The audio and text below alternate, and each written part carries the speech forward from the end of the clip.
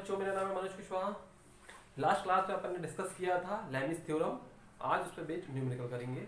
चलिए स्टार्ट करते हैं। क्वेश्चन नंबर 1 देखते हैं। Smooth sphere of radius 15 centimetre and weight 2 newton is supported in contact with a smooth vertical wall by a string। क्या बोल रहे हैं? एक स्मूथ स्फीयर है, ये स्मूथ स्फीयर है एक, जो कि 15 सेंटीमीटर इसका रेडियस है। इसका रेडियस कितना दिया हुआ? अगर मैं इसके रेडियस की बात करूं तो कितना है? 15 centimetre.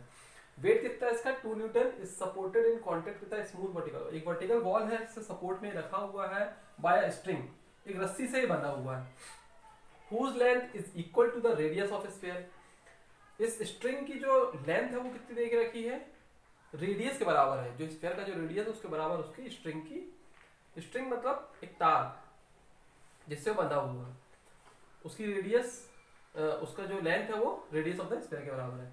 The string joins a point on the wall and the point on the surface of the sphere. मतलब जो स्ट्रिंग की बात कर रहे हैं उसका पॉइंट दिया है कहां से कहां तक, मतलब बंधा हुआ है। मतलब एक तो बंधा हुआ है बोल रहा है वॉल से, और दूसरा सरफेस ऑफ द, मतलब यहां से सरफेस ऑफ द स्फीयर ये होगा, और ये वॉल का पॉइंट यहां से यहां तक जो है स्ट्रिंग लगी हुई है। मतलब ये मैं बोलूं कि यहां से यहां तक लेंथ कितनी होगी? ये लेंथ जो बात कर रहे हैं स्ट्रिंग की, ये इक्वल टू आर है, जो कि इसका रेडियस है। मतलब इसका रेडियस तो यहां तक होगा, यहां से यहां तक इसका रेडियस होगा, और सरफेस से लेके वॉल तक जो रस्सी बंधी हुई है उसकी जो लेंथ है वो कितनी दी जाएगी? रेडियस ऑफ, मतलब ये टोटल अगर मैं बात करूं सेंटर से कितना हो जाएगा? 2r। Clear? Workout inclination and tension in the string and the reaction of the wall. क्या बोल रहे हैं? इस रस्सी पे कुछ टेंशन लग रहा होगा, उसकी वैल्यू कैलकुलेट कर लिए। दूसरा, ये जो रोलर, ये जो स्फीयर है, ये इस वॉल से सपोर्ट में रखा हुआ, तो एक रिएक्शन फोर्स लगा रहा होगा इस वॉल के जस्ट परपेंडिकुलर, इस वॉल के जस्ट परपेंडिकुलर एक नॉर्मल रिएक्शन लग रहा होगा। ठीक है ना? सपोज इसको नाम दे देता हूं मैं reaction force are. Clear?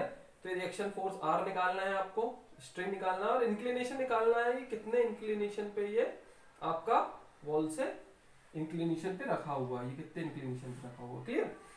Start करते हैं। तो सबसे पहले इस टाइप के क्वेश्चन में आप फ्री बॉडी डायग्राम बनाइएगा। मैंने आपको बताया था फ्री बॉडी डायग्राम के बारे में, जिसमें हम क्या करते हैं, सिर्फ जितने भी फोर्स लग रहे हैं बॉडी पे उनको हम ड्रॉ कर लेते हैं, ताकि क्वेश्चन जो है वो इजीली समझ में आए, उसको हम सॉल्व कर पाए। तो यहाँ पर देखिए कितने फोर्स लग रहे हैं। मैं फोर्सेस की बात करूँ तो सबसे पहले ओ पॉइंट में बना लेता हूँ। ओ पॉइंट पे सबसे पहले मैं वेट बना देता हूँ, क्योंकि वेट मेरे को इजीली समझ में आ रहा है कि डाउनवर्ड एक्ट करेगा, तो मैंने एक वेट बना दिया डाउनवर्ड एक्ट करते हुए। सेकंड देखिए, ये रिएक्शन फोर्स है, ये सेंटर से ऐसा होता हुआ जाएगा, इसको मैं लाइन ऑफ एक्शन आगे बढ़ाते हुए बना दे रहा हूँ। मतलब जस्ट परपेंडिकुलर रहेगा ये वेट पे, ये आर रिएक्शन फोर्स है ना, जस्ट परपेंडिकुलर रहेगा ये, क्योंकि ये हमेशा परपेंडिकुलर टू द सरफेस लगता है। तो ये वॉल का जो सरफेस है इसका परपेंडिकुलर, नॉर्मल जस्ट परपेंडिकुलर जाएगा, तो वेट के जस्ट परपेंडिकुलर हुआ ये रिएक्शन फोर्स। क्लियर है यहाँ तक? अच्छा, जितने भी फोर्सेस कभी किसी सर्कल पे या स्फीयर पे, जब भी किसी सरफेस पे लगते हैं किसी पॉइंट पे, तो हमेशा वो उसके सेंट्रॉइड से होते हुए, सेंटर से होते हुए हमेशा पास करते हैं। क्लियर? तो इसलिए मैंने सेंटर से पास करते हुए रिएक्शन बना दिया। थर्ड, ये आपका ये बन रहा है एक रिएक्शन फोर्स, इसका एंगल मुझे पता नहीं है ना, इसका एंगल मुझे पता नहीं है, तो एक रिएक्शन फोर्स जस्ट मैं ऐसे इंक्लाइन बना दे रहा हूँ यहाँ पर, जिस पर टेंशन, जिसको मुझे टेंशन दिखाना, जो कैलकुलेट करना है स्ट्रिंग पे जो लग रहा है।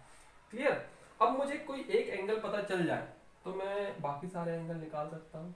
तो देखिए सबसे पहले इसका मैं ये कैलकुलेट कर देता हूँ।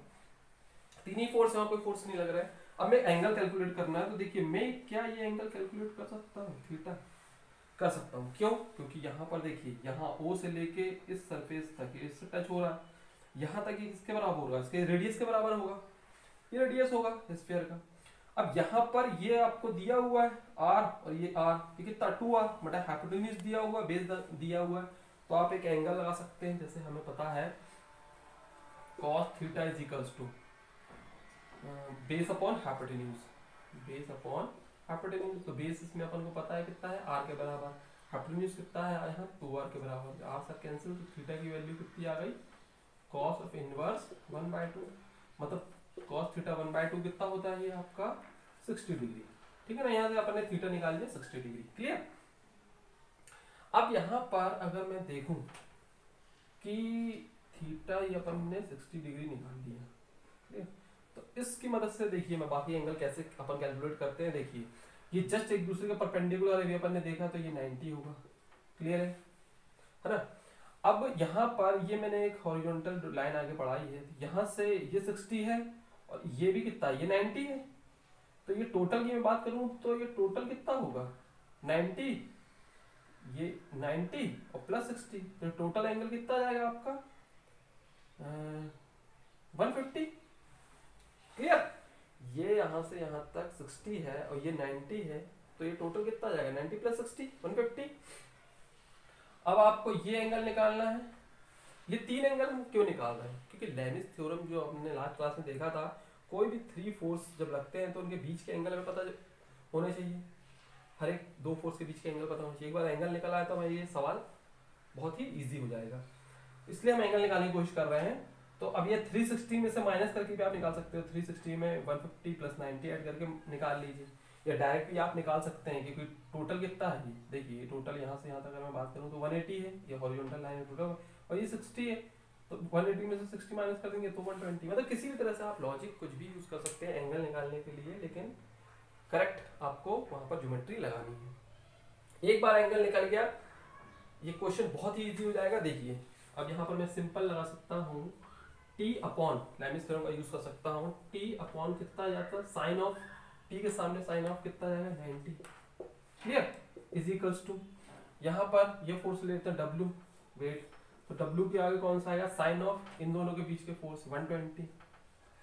ये करते थे ना अपन, तो जो भी फोर्स ले रहे हैं उसके सामने वाला साइन ऑफ एंगल के साथ between the other two force का एंगल ले लेते हैं, तो ये कितना जाएगा ये 150, क्लियर। अब यहाँ से कोई भी एक वैल्यू अगर आपको पता हो तो आप बाकी इजीली निकाल सकते हैं। तो यहाँ से अपन को क्या पता, देखिए वेट पता है, यहाँ क्वेश्चन में वेट दिया हुआ है 2 न्यूटन, तो अगर यहाँ पर 2 न्यूटन आपको वेट पता है तो यहाँ 2 न्यूटन चलिए अपन पुट करते हैं।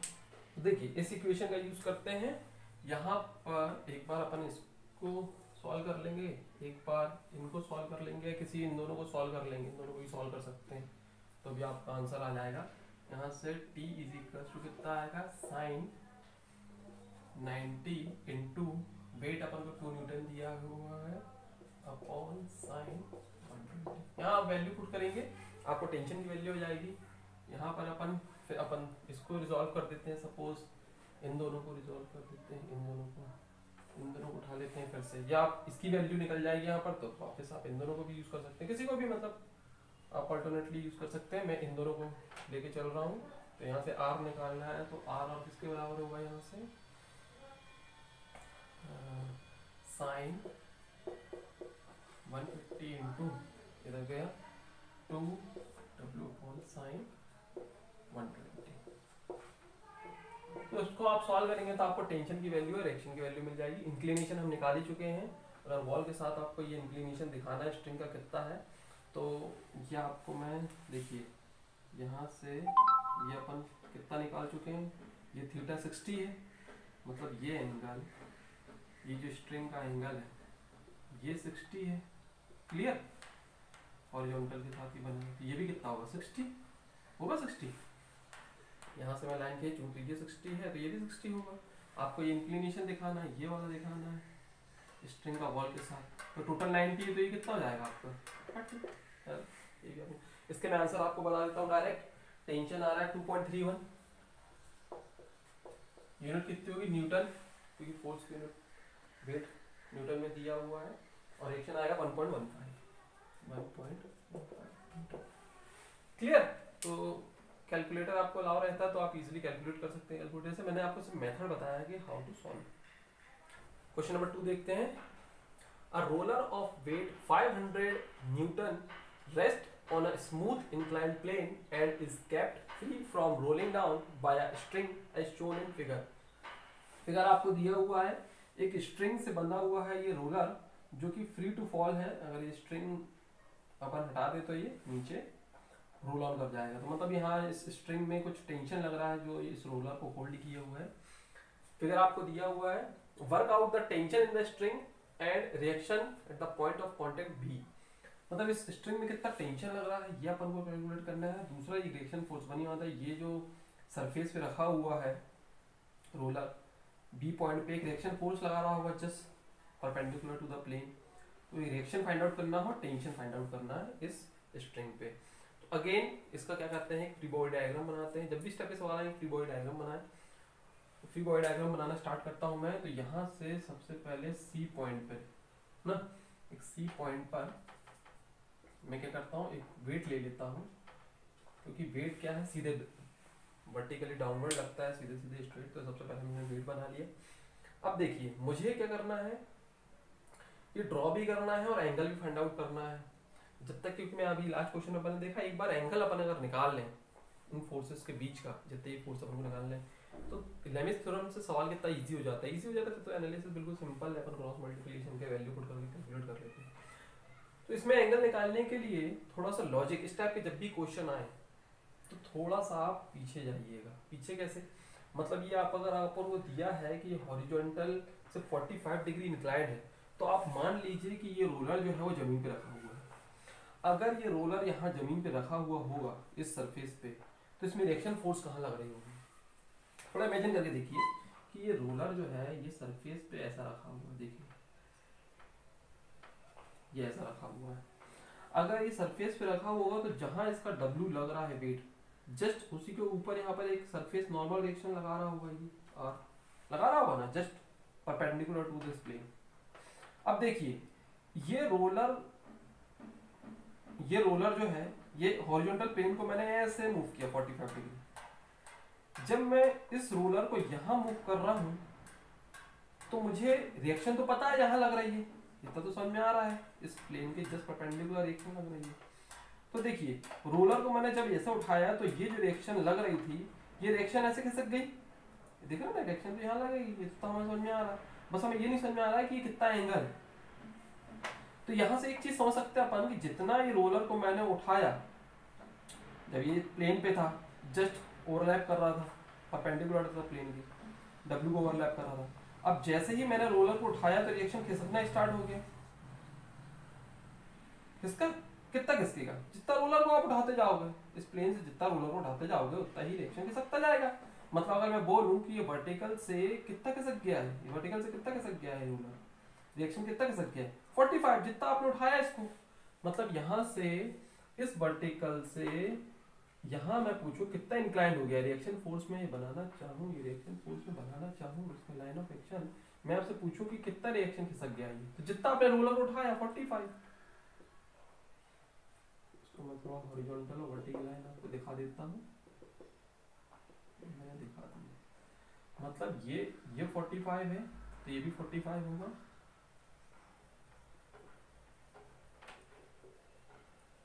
ये आपका आ गया R। ये क्लियर हुआ आपको मैंने कैसे निकाला 45 डिग्री। मैंने ये बोला कि अगर ये रोलर सीधा रखा हुआ होता तो वेट के जस्ट ऊपर ओवरलैप करता है रिएक्शन फोर्स। अब जैसे जैसे मैंने रोलर को ऐसे करके 45 डिग्री उठाया तो रिएक्शन भी मूव हुआ अपनी जगह से, किसका टिल्ट हुआ, परपेंडिकुलर टू प्लेन रहेगा, प्लेन के परपेंडिकुलर रहेगा। मुझे नहीं पता था वर्टिकल से कितना मूव कर गया, तो जितना मैंने रोलर को उठाया उतना ही मूव कर गया, सिंपल। तो ये 45 डिग्री मैंने ये लाइन ऑफ एक्शन ऊपर बढ़ा दिया, 45 ये भी 45 होगा, ये क्लियर है। अब देखिए मतलब इन दोनों फोर्स के बीच का अगर मैं एंगल निकालना चाहूँ तो मैं लिख सकता हूँ कितना हो जाएगा, ये 45 है, ये टोटल कितना है 180 है, तो 180 में से 45 माइनस कर दें, या ये 90 है, देखिए ये 90 है और ये 45 है, ये भी 45 होगा, टोटल ये 90 होता है। तो 90 प्लस 45 मतलब इन दोनों के बीच का एंगल हमने निकाल लिया है, कितना जाएगा 135। Clear, 90 plus 45 135। अब हमें तीसरा फोर्स इसकी बात करनी है, इस टेंशन की, ये स्ट्रिंग की।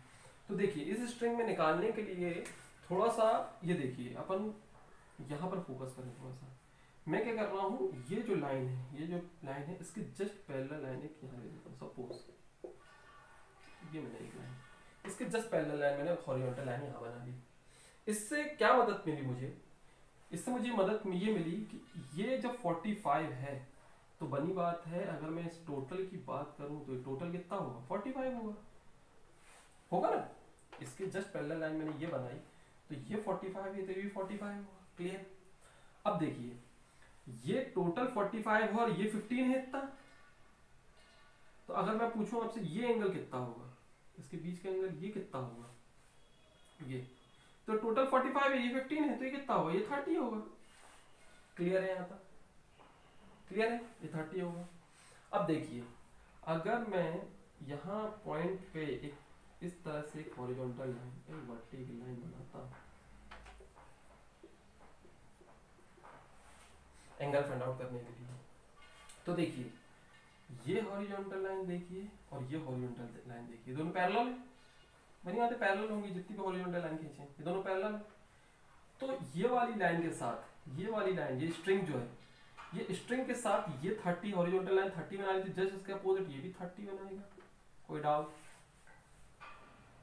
थोड़ा लॉजिक लगाना है एंगल निकालने के लिए। आप डायरेक्ट यहाँ पर कोशिश करते रहेंगे, सेंटर पे जाएंगे तो सवाल कंफ्यूज कॉम्प्लेक्स हो जाएगा। आपको थोड़ा सा लॉजिक, आपने यहाँ पर थोड़ा ऊपर गए, एंगल वगैरह निकाल दिए, तो यहाँ से देखिए एंगल सीधे 30 एंगल आपको समझ में आ रहा है क्लियर कि हॉरिजॉन्टल लाइन से ये 30 है, तो इस लाइन के साथ यहाँ पर ये हॉरिजॉन्टल के साथ ये 30 हो गए सेंटर पे, है ना।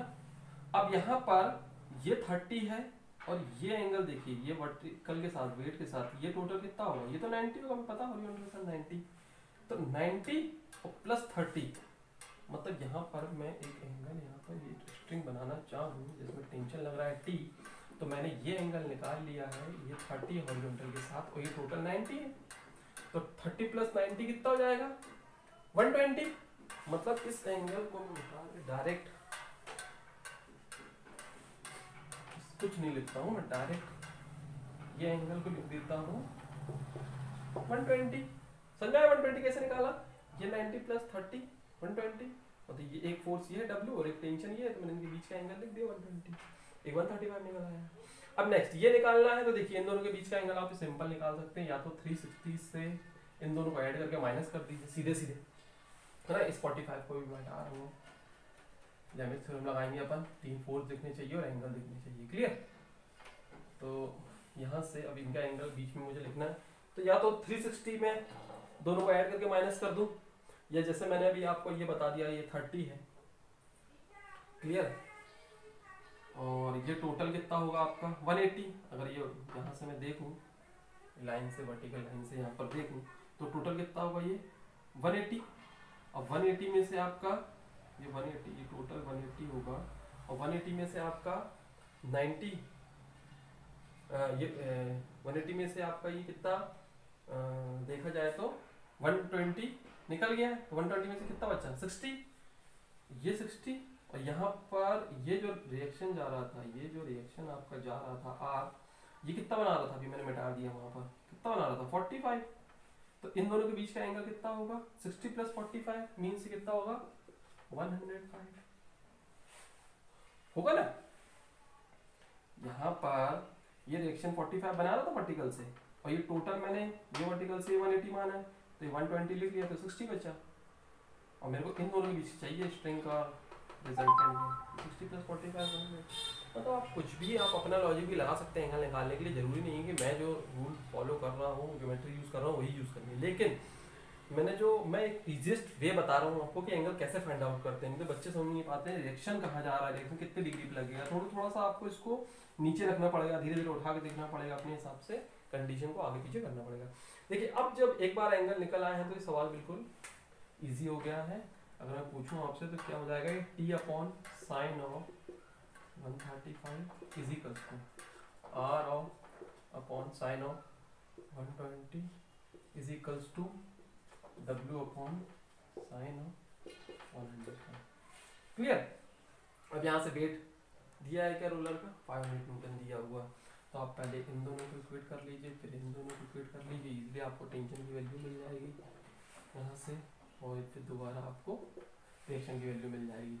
मैं एक बार कर देता हूँ, यहाँ पर W कितना है 500 अपॉन साइन 105 इंटू इसको उधर ले जाएंगे कितना आएगा साइन 135। सिमिलरली रिजल्टेंट का आप करेंगे तो 500 अपॉन साइन 105 इंटू इसको उधर ले जाएंगे तो साइन 120। इसको आप सॉल्व कर लेंगे, आपका टेंशन है रिजल्टेंट फाइंड आउट होगा। मैं आपको वैल्यू मैं तो डायरेक्ट बता देता हूँ, टेंशन आपका आ रहा है 365.94, 365.94 यूनिट क्या रहेगी, न्यूटन, न्यूटन दिया हुआ तुमको। और रिएक्शन आ रहा है 448.24, 448.24 न्यूटन। क्लियर? ठीक है, आप कैलकुलेटर से कैलकुलेट कर सकते हैं, मैं आपको सिर्फ मेथड बता रहा हूँ। क्लियर? नेक्स्ट क्वेश्चन देखते हैं, question number 3। A uniform wheel of 50 centimeter radius and 1 kilonewton weight rest against a rigid rectangular block of thickness 20 centimeter है shown in figure। क्या बोल रहे हैं, फिगर दिया हुआ आपको, एक रेक्टेंगुलर बॉक्स है, ब्लॉक है जिसका थिकनेस 20 सेंटीमीटर है, इसके अगेंस्ट में एक यूनिफॉर्म व्हील है, एक व्हील है जो कि रेस्ट कर रहा है, इससे टिका हुआ है, जिसका वेट 1 किलो न्यूटन है। Considering all surface smooth determine, अपन को क्या कंसीडर करना है कि जितने भी सरफेसेस हैं जहाँ कांटेक्ट लग रहा है वो सब स्मूथ है। स्मूथ का मतलब बार बार स्मूथ कंडीशन दे रहे हैं, इसका मतलब ये है कहीं ना कहीं हमें फ्रिक्शन वगैरह को कंसीडर नहीं करना है। Determine least pull to be applied through centre of the wheel to just turn it over the corner of the block. क्या बोल रहे हैं, लीस्ट पुल, सबसे मिनिमम यहाँ पर कितना अपन फोर्स लगाएं कि ये जो कॉर्नर है, ब्लॉक के कॉर्नर से ये व्हील क्या हो, जस्ट क्या टर्न कर जाए। लीस्ट पुल लगाना, सबसे मिनिमम कितना फोर्स लगे, तो पी वैल्यू निकालनी है। Second, reaction on the block, reaction block पे रिएक्शन है ना, रिएक्शन तो दो जगह लग रहा होगा, ये सरफेस है, एक यहाँ से भी रिएक्शन लग रहा होगा और ब्लॉक से भी लग रहा है, तो ब्लॉक वाला रिएक्शन बोला, या रिएक्शन की बात नहीं की है ना, ब्लॉक वाले रिएक्शन की हमने बात की इन्होंने। क्लियर? सपोज का फ्री बॉडी डायग्राम मैं बनाता हूँ, तो यहाँ पर फ्री बॉडी डायग्राम बनाने के लिए सबसे पहले मैं करता हूँ एक ग्रिड बना लेता हूँ W। क्लियर? सबसे पहले ग्रिड बनाता हूँ W। सेकंड देखिए, सेकंड इसमें रिएक्शन ऑफ द ब्लॉक ये दिखाना है कि reaction of the block, suppose ये रिएक्शन ऑफ द ब्लॉक में दिखा देता हूँ, ये रिएक्शन ऑफ द ब्लॉक में यहाँ दिखा दिया, रिएक्शन ऑफ द ब्लॉक है, इसको मैं नेमिंग क्या कर देता हूँ, ए, ब्लॉक ए दिया है तो मैं इसको आर ए लिख देता हूँ, ठीक है ना, ये ब्लॉक ए से डिफाइन किया है तो आर ए रिएक्शन। नेक्स्ट, अब एक फोर्स ये लग रहा है जो कि हमको अप्लाइड करना है, पी, जो हमको कैलकुलेट करना है कि मिनिमम कितना फोर्स लगाएं कि ये मूव कर जाए। अच्छा, जब ये मिनिमम फोर्स निकालना है कि ये मूव कर जाए, तो एक्चुअल में हम ये जो पी निकालेंगे, क्योंकि ये जो कंडीशन हम निकालते हैं इक्विलिब्रियम कंडीशन में निकालते हैं, कैलकुलेट करते हैं, जो भी लेविस थ्योरम का यूज कर रहे हैं इक्विलिब्रियम कंडीशन में करते हैं, या रेजोल्यूशन भी कर रहे हैं तो इक्विलिब्रियम कंडीशन हम फाइंड आउट करते हैं कि फ्री बॉडी डायग्राम जब बनाते हैं तो हम मान के बॉडी जो है इक्विलिब्रियम में है, तब हम उन फोर्सेस का एनालिसिस करते हैं, तब वो ट्रू कहलाता है। तो यहाँ पर ये अगर ये मूव करने की कंडीशन बोल रहा है, तो बॉडी मतलब नॉन इक्विलिब्रियम कंडीशन में है, नॉन इक्विलिब्रियम में हो गई। तो अगर मैं इसकी एनालिसिस करता हूँ इक्विलिब्रियम कंडीशन में रखने से फोर्स की वैल्यू निकलती है, तो इसका मतलब ये है कि टेंस टू मूव की कंडीशन में आया है, जस्ट मूव करने से थोड़ा सा पहले, इक्विलिब्रियम कंडीशन में जस्ट मूव करने से थोड़ा सा पहले, तभी ये मिनिमम वैल्यू दिखाएगा पी, ठीक है ना। तो ये पी फोर्स जब निकलेगा तो मिनिमम वैल्यू निकलेगा। तो ये पी फोर्स सपोज मैं यहाँ ड्रॉ कर लेता हूँ, तो पी फोर्स मैंने यहाँ ड्रॉ कर लिया, और मुझे इनके बीच का एंगल चाहिए, एक बार एंगल कैलकुलेट होगा तो मैं इस सवाल को इजीली सॉल्व कर सकता हूँ। तो एंगल निकालने के लिए देखिए, सबसे पहले मैं थोड़ा सा इसको बड़ा कर, लाइन ऑफ एक्शन बढ़ा देता हूँ, ये लाइन ऑफ एक्शन बढ़ा देता हूँ। अब मैंने इसको क्यों बढ़ाया, देखिए इसलिए बढ़ाया क्योंकि यहाँ पर ये व्हील का ये कहीं ना कहीं रेडियस दर्शा रहा है, और ये थिकनेस मुझे दी हुई है, ये थिकनेस ब्लॉक की मुझे दी हुई है नीचे ग्राउंड लेवल से 20, और ये टोटल भी रेडियस मुझे पता है।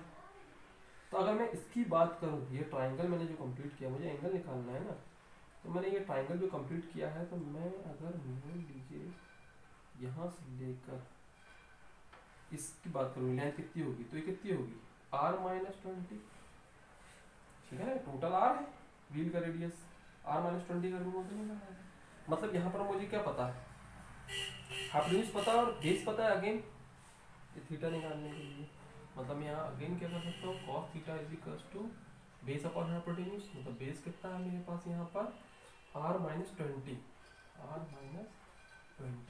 हाइपोटेन्यूज कितना है r, मतलब रेडियस की वैल्यू कितनी दी हुई है इसमें, रेडियस 50 सेंटीमीटर दिया हुआ है, तो 50 माइनस 20 अपॉन रेडियस 50, मतलब यहाँ कितना जाएगा 30 अपॉन 50, मीन्स सॉल्व करेंगे 0.6 के आसपास आएगा।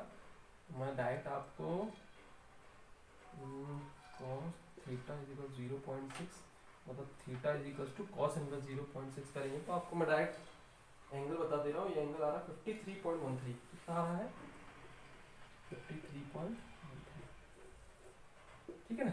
या आपके पास कैलकुलेटर है, मैं डायरेक्ट आपको आंसर, मैं तो सॉल्यूशन करने का मेथड बता रहा हूँ कि सॉल्व कैसे किया जाता है क्वेश्चन को।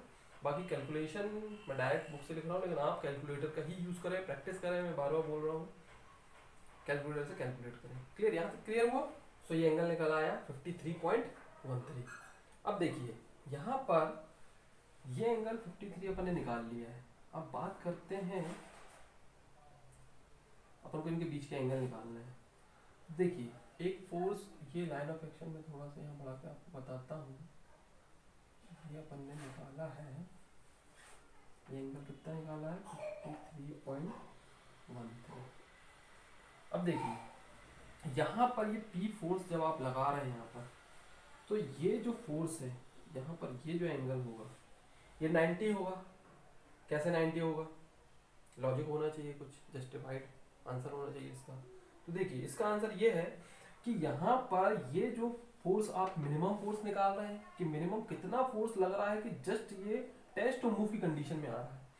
तो यहाँ पर जब आप जस्ट टेंस टू मूव की कंडीशन में आएंगे तो मतलब इस पॉइंट से, अगर मैं इस पॉइंट से बात करूं, इस पॉइंट से, ये वाला जो पॉइंट है, इस पॉइंट से क्या होगा, यहाँ पर मोमेंट लगेगा, मूव करेगा ये। अगर मैं देखूं कि ये फोर्स यहाँ पर इसको फोर्स लगा रहा है कि यहाँ से क्या हो जा रहा है, टर्न मूव हो जा रहा है, तो कहीं ना कहीं ये वाला फोर्स, यहाँ पर जो फोर्स लग रहा है, यहाँ पर जो फोर्स लग रहा है, ये इस पॉइंट के अबाउट एक मोमेंट क्रिएट कर रहा है। मोमेंट आपने 11 में पढ़ा होगा, सिंपल, अभी मैं मोमेंट को डिस्कस करूंगा, मैं सिंपल बता रहा हूँ, फोर्स इनटू परपेंडिकुलर डिस्टेंस होता है मोमेंट, है ना, फोर्स इनटू परपेंडिकुलर डिस्टेंस। तो ये फोर्स जो मैंने एरो बनाया, ये फोर्स कहीं ना कहीं इस पॉइंट के अबाउट एक परपेंडिकुलरली ही फोर्स लगा रहा है, तभी तो ये यहाँ से टर्न कर रहा है ना। तो ये लाइन ऑफ एक्शन और ये एक दूसरे 90 है, कोई सेंटर से पास होती कोई भी सरफेस लाइन, है ना, वो सेंट्रोइड से पास होती है, सेंटर से, तो इस सेंटर से दोनों लाइन पास हो रही हैं, और ये 90 क्यों है मैंने आपको जस्टिफाइड कर दिया, मतलब ये दोनों जो है ये कहीं ना कहीं 90 है। जैसे इस पॉइंट के अबाउट ये फोर्स जो है मोमेंट क्रिएट कर रहा है, तभी तो ये force just tends to move की कंडीशन में आ रहा है, और टेंस टू मूव की कंडीशन में आ रहा है ये, तभी तो हम मान के चल रहे हैं कि जैसे ये P फोर्स यहाँ पर लग रहा है, ये जस्ट मूवमेंट करने को ही है, तभी तो हम यहाँ पर एक रिएक्शन फोर्स यहाँ पर अपन ने लिया नहीं तो ये सरफेस जो जितनी एनालिसिस की है हमने, हम इस रिएक्शन को भी तो मानते हैं। जैसे ये सरफेस के साथ रिएक्शन लगा रहा है, ये भी इसके साथ भी रिएक्शन फोर्स नहीं लगाएगा ये सरफेस के साथ, लेकिन हम क्या मान के चल रहे हैं, जस्ट टेंस टू मूव की कंडीशन में है, ये हल्का सा फोर्स इसमें लगा, ये टर्न करना स्टार्ट कर दिया जस्ट थोड़ा सा पहले, तो यहाँ पर कोई रिएक्शन नहीं लग रहा है, मतलब सरफेस से बिल्कुल ना के बराबर क्या हुआ, थोड़ा सा कांटेक्ट हट गया, कोई रिएक्शन फोर्स यहाँ से नहीं लगा पाया है। उस कंडीशन में हम ये पूरी एनालिसिस यहाँ पर बनाई हुई है, तभी हम इसको बोल सकते हैं ये 90 है। ये एंगल तो मैंने आपको निकाल के दिखाया, तो मतलब ये टोटल एंगल की मैं बात करूं तो 90 प्लस 53 कितना जाएगा आपका 143.13, ठीक है ना, 143। अब ये टोटल में बात करूं, ये सीधी सीधी लाइन खींचू तो टोटल कितना है 180 है, ये यहां से यहां तक ये 180 है ना, सीधी सीधी लाइन अगर मैं बनाऊं तो ये 180 होगा, ये 90 है, तो ये कितना बचा आपका 180 माइनस 90 है आपका, ठीक है।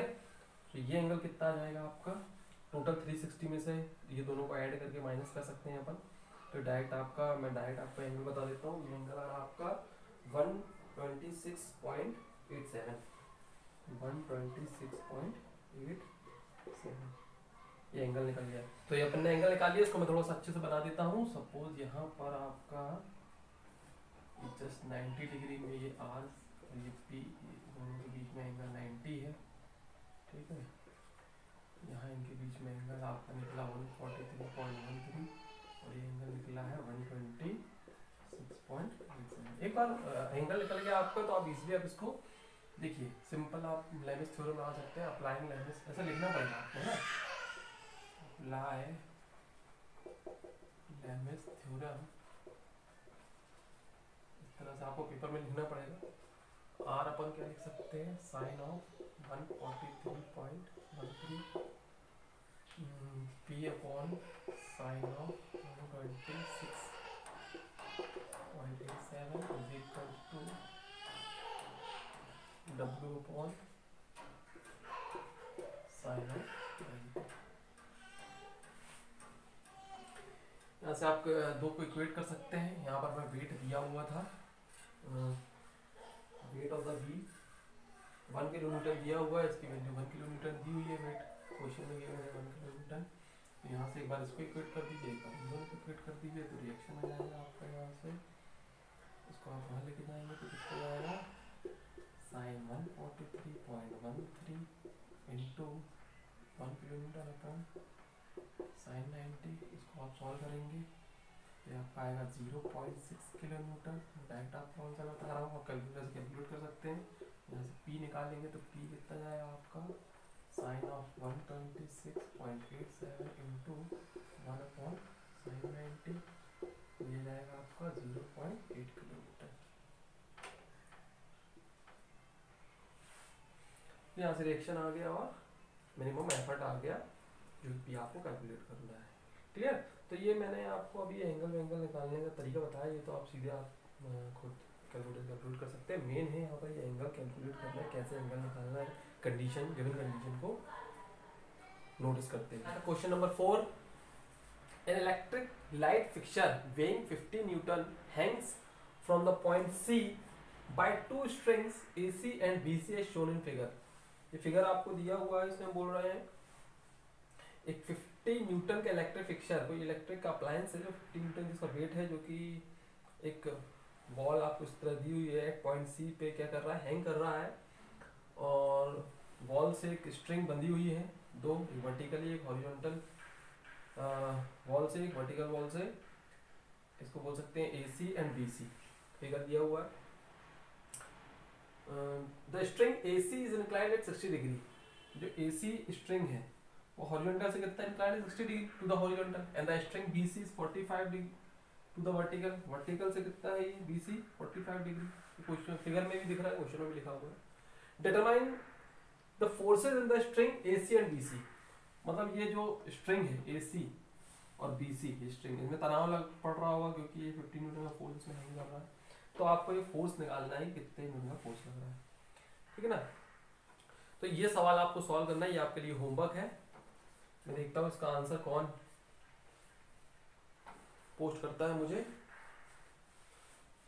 अगर आपको लेमिस थ्योरम अच्छे से, अच्छा ये लेमिस तो जरूरी नहीं है लेमिस थ्योरम से ही सॉल्व हो ये सवाल, resolution of force, parallelogram law और भी अदर चीज़ों से भी, पैरेललोग्राम लॉ से तो नहीं होगा, उसके लिए बहुत 2 4 बार बहुत लेंथी हो जाएगा, लेकिन रेजोल्यूशन ऑफ फोर्स से ये सवाल इजी उससे भी हो सकता है। ठीक है ना, लेकिन जब 3 फोर्स की बात हो लेमिस थ्योरम से आप देखना कितनी जल्दी सॉल्व हो जाता है। ठीक है ना, सॉल्व ये रेजोल्यूशन ऑफ फोर्स से भी हो सकता है, जरूरी नहीं कि लेमिस थ्योरम से करोगे तो ही आंसर सही आएगा। लेकिन मैं चाहता हूँ कि आप वो चीज़ सीखिए। यहाँ पर मैं थोड़ा सा हिंट कर देता हूँ आपको, एक हिंट मैं दे देता हूँ, बच्चों को समझ में नहीं आता कि कौन से पॉइंट पे अपन को, देखो बनी बात है, यहाँ पर 3 फोर्स ले रहे हैं, तो यहाँ पर आपका जो फ्री बॉडी डायग्राम बनेगा आपका वो इस पॉइंट से, पॉइंट सी से आप यहाँ से पॉइंट सी से आप बनाइएगा, स्टार्ट करिएगा। ये वेट आपका लग रहा है, एक फोर्स यहाँ पर लगेगा स्ट्रिंग में, एक स्ट्रिंग में ये फोर्स लगेगा, ये ना कुछ इस टाइप से डायग्राम आप, ये वेट, ये फोर्स आपका इस सी पॉइंट दे देते हैं, तो ये ए और ये बी, इनके बीच का आपको एंगल निकालना है। एक बार एंगल आपने फाइंड आउट कर लिए, ये एंगल दिए, इनकी मदद से आपको इस पॉइंट पे एंगल फाइंड आउट करना है, सवाल बिल्कुल इजी हो जाएगा आपके लिए। तो नेक्स्ट क्लास में देखते हैं इसका सॉल्यूशन, और आंसर जरूर पोस्ट करिएगा। Thank you.